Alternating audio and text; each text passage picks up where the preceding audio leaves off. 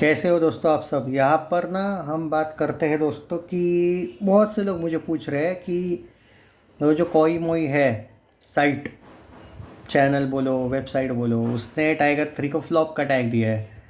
तो इस बारे में आपका क्या कहना है? देखो भाई, क्या है, मैं आपको सिंपल सी बात बता देता हूँ। देयर आर टू ये मतलब आप बोलोगे कि कौन सी मूवी हिट है या फ्लॉप है, कैसे डिसाइड करें।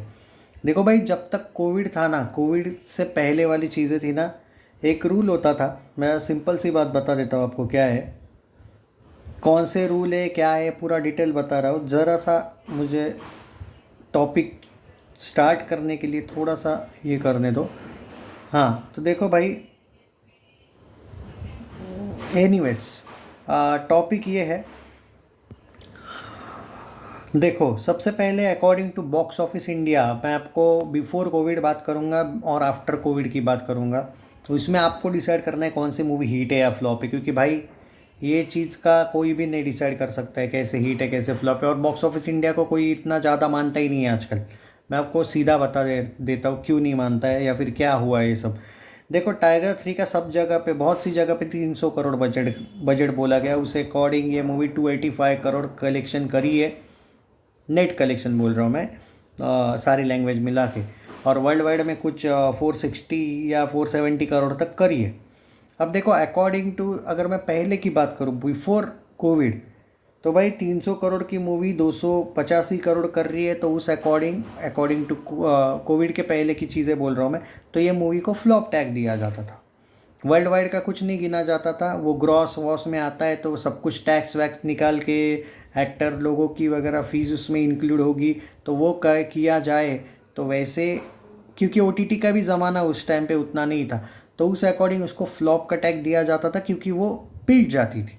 क्योंकि ओटीटी का कोई ऑप्शन नहीं रहता था, बाद में टीवी पे आनी पड़ती थी।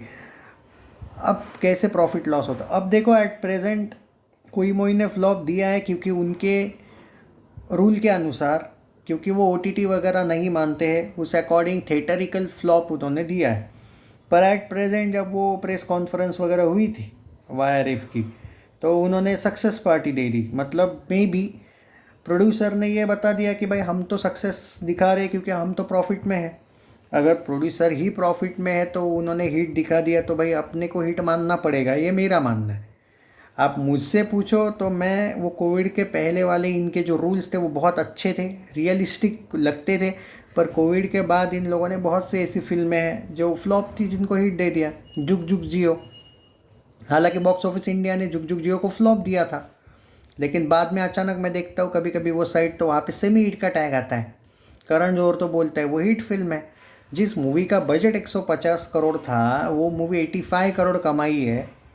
वर्ल्ड वाइड में 140 करोड़ कमाया था जुग जुग जीवन, तो वो कौन से भी एंगल से सेमी हिट भी कैसे हुई, वो तो फ्लॉप हुई ना। बाद में विकीपीडिया वगैरह चेंज करके उसका बजट कम बोला गया, 105 करोड़ बोला गया।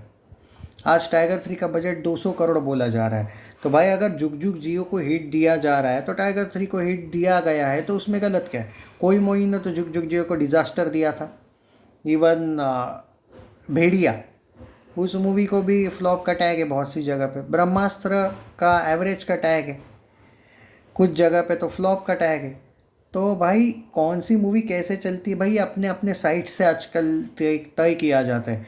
बॉक्स ऑफिस इंडिया को आज तक सब लोग फॉलो करते हैं, तो आपको मानना पड़ेगा, क्योंकि अगर टाइगर 3 को बॉक्स ऑफिस इंडिया ने हिट दिया है, तो बाकी आपको उसको हिट मानना पड़ेगा, क्योंकि पूरा भारत बॉक्स ऑफिस इंडिया को ही फ्लॉप मतलब फॉलो करता है। तो आपको उनका मानना पड़ेगा।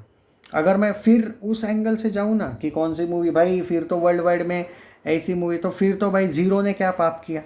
ज़ीरो शाहरुख खान की वर्ल्ड वाइड मिला के तो उसने हिट का टैग उसको मिलना चाहिए था। मुझे याद नहीं उसका world wide collection by the way कितना है, उसका बजट 200 करोड़ बोला गया था। अगर वर्ल्ड वाइड में उसने 201 करोड़ भी किया होगा ना बाय चांस सब कुछ मिला के, तो उसको हिट का टैग मिलना चाहिए। फिर तो अक्षय कुमार की भी बहुत सी फिल्में हैं जिनको हिट का टैग मिलना चाहिए, अगर वो करण जौहर वाला लॉजिक लगाओ तो भाई, जो बॉक्स ऑफिस इंडिया बोलता है वही एक्सेप्ट करो।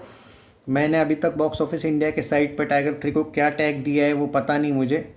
अगर हिट दिया है तो हिट, सेमी हिट दिया है तो सेमी हिट। मुझे लगता है कि बॉक्स ऑफिस इंडिया ने टाइगर 3 को सेमी हिट या एवरेज का टैग दिया है।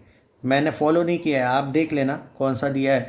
उसको मानो। कोई मूवी को मैं एकदम गलत नहीं बोलूँगा वो, लेकिन वो आज भी वही रूल्स फॉलो कर रहे हैं जो कोविड से पहले वाले थे। क्योंकि OTT वगैरह देखो, OTT प्रॉफिट सच बोलो तो वैसे गिनना गिनना नहीं जाना चाहिए।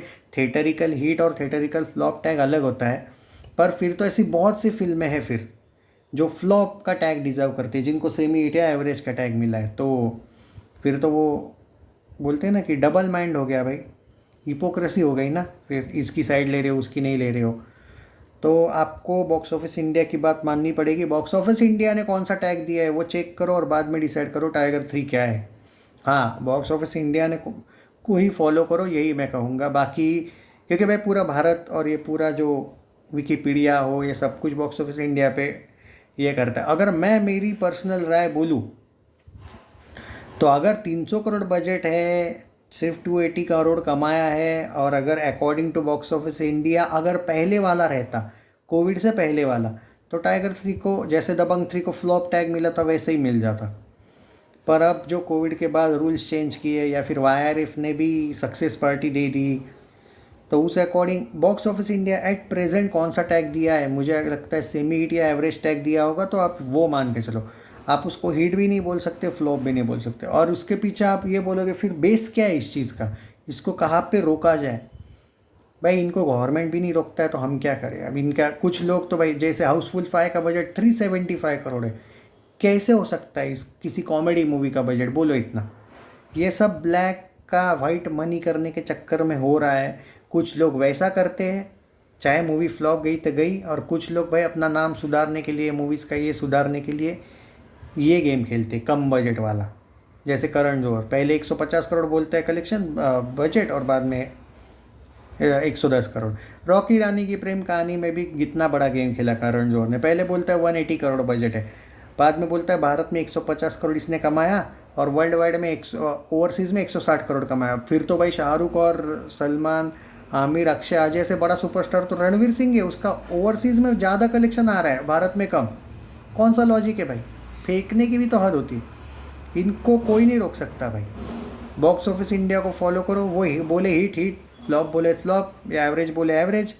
पर अगर आप बोलोगे इसका कोई एक स्पेशल बेस तो बोलो, इसके पीछे रीज़न, कोई रीज़न नहीं भाई, हमें मानना ही पड़ता है, वही मानना पड़ेगा वो जो बॉक्स ऑफिस इंडिया बोलता है। बाकी और इसके पीछे अगर आप एकदम लॉजिकल जाओगे ना, फिर तो कि छोटा छोटा प्रॉफिट देखने के लिए, फिर तो इनको कोई भी प्रॉफिट नहीं होता है। ये कंडीशन बॉलीवुड की हुई है, वो सिर्फ बॉलीवुड सेव के लिए सब ड्रामे चल रहे हैं। कभी कभी ज़्यादा बता देना, कभी कुछ ज़्यादा ही, पहले ही वो फ़ैन क्लब्स के नाम पे वो कॉरपोरेट किया जाता है कुछ लोगों की तरफ से। पर ये सिर्फ बॉलीवुड का वो दिखावा कि भाई बॉलीवुड इज़ नॉट फिनिश। तो भाई यही सब कांड है, वो रियलिटी यही है कि रियलिटी कुछ और है भाई, कि बॉलीवुड को उतना प्रॉफिट हो नहीं रहा है जितना दिखा रहे हैं। तो हो, इससे हो कुछ नहीं रहा है। बॉलीवुड का नाम तो अच्छा हो रहा है, लेकिन वो इकोनॉमिकली इतना तगड़ा नहीं कमा रहे। अब देखो भाई, जो लोगों के पास ज़्यादा पैसा है, ज़्यादा या ये है, वैसे डायरेक्टर प्रोड्यूसर कर भी सकते थोड़ा बहुत झोल झपाटा। पर जैसे करण जौहर खुद की टिकट वो खुद भी खरीद सकता है, पर बाकी के डायरेक्टर प्रोड्यूसर उतने अमीर नहीं है ना भाई। तो बॉलीवुड का, इसीलिए तो बॉलीवुड की कुछ मूवीज़ ब्लॉकबस्टर जा रही है और बाकी की डिज़ास्टर ही जा रही है सारी की सारी। वैसे होता नहीं था 2019 में। छोटी मूवीज़ भी, मतलब छोटे एक्टर्स नहीं बोलूँगा मैं, पर नए एक्टर्स की भी अच्छी जा रही थी। देखो बाला अच्छी गई थी आयुष्मान खुराना की, ड्रीम गर्ल 1 अच्छी गई थी, छिछोरे अच्छी गई थी सुशांत की। हर मूवी बॉलीवुड में अच्छी जाती थी, क्योंकि उस टाइम पे अच्छे से कलेक्शन भी आता था, लोग इनको मानते भी थे अच्छा। आजकल लोग कुछ मूवीज़ को बहुत जाते हैं, कुछ मूवीज़ को डायरेक्टली इग्नोर ही कर देते, कितना भी बड़ा ही हीरो क्यों ना हो। होता क्या है कि बॉलीवुड का नाम ये लोग बोल रहे कि अच्छा चल रहा है, ऐसा नहीं है भाई। बॉलीवुड को जो लोग बोलते कि बॉयकॉट बिल्कुल नहीं चल रहा है, ऐसा नहीं है। कुछ मूवीज़ अच्छी चल रही है, कुछ इतनी ख़राब चल रही है कि 2019 से भी बेकार हालत आज भी है 23 में। उस टाइम पे बहुत सी मूवीज़ सक्सेस रेट बहुत तगड़ा था, आज सक्सेस रेट कुछ भी नहीं है बॉलीवुड का। बड़े एक्टर्स आते, कमा लेते, निकल लेते, बस रिकॉर्ड बना के कमा लेते, बाद में कुछ भी नहीं। बाकी के एक्टर्स की पूरी बैंड बजी पड़ी है, बाकी के प्रोड्यूसर डायरेक्टर की भी बैंड बजी पड़ी है।